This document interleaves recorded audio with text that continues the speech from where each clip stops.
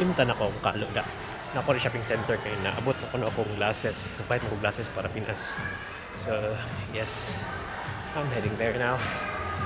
Pick up my glasses. Yeah, mag-shopping ni Laura karon.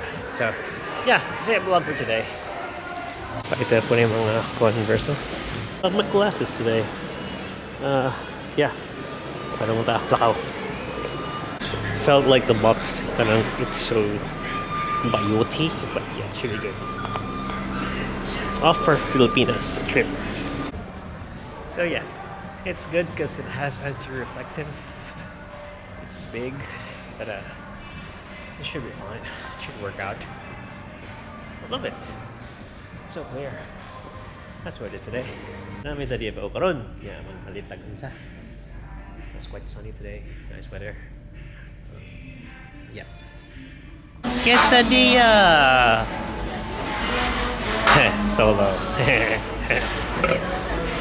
And What is this? This is quesadilla. Chicken and beef. Yep. Lonsdale. Guwa ko sa akong film. Sunod tangari. Film never die. So heading there. Film never die. Let's go. Film kay wala lang. Hindi na ko feel. Anyway, nasa parking lot sa Laura, so I'm heading there now. There's just one roll. Yeah. We ended up with it.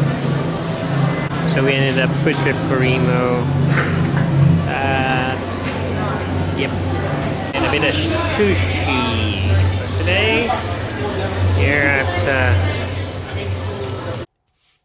so yeah, ganina ito, ulit na mi dayon. Wala ko boss resulti. Ito gipag ngapoy mi, so ulit na lang mi. Yeah, I'm back here just watching a video.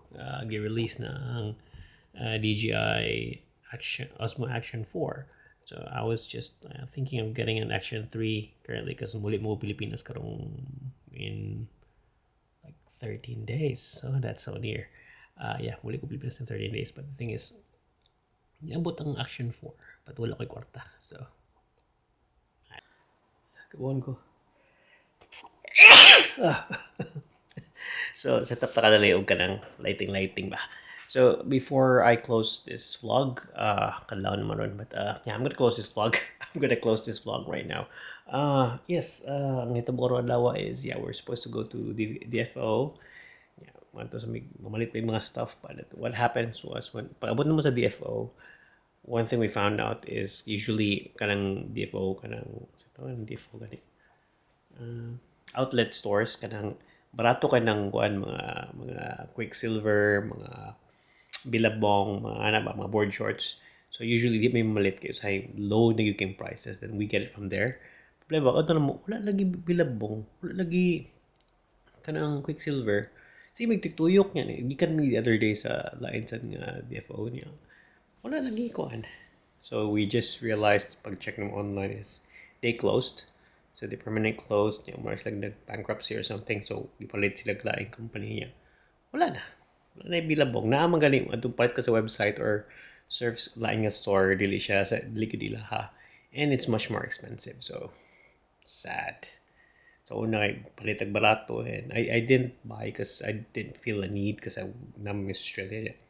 Kanang tugnawan mako sa kuan, so wala kay kung magkunauna. Now, karon wala na choice. Last time we bought was nagpapalamig mga regalo para sa Pinas, but right now it's no more. Sad. Anyway, wala na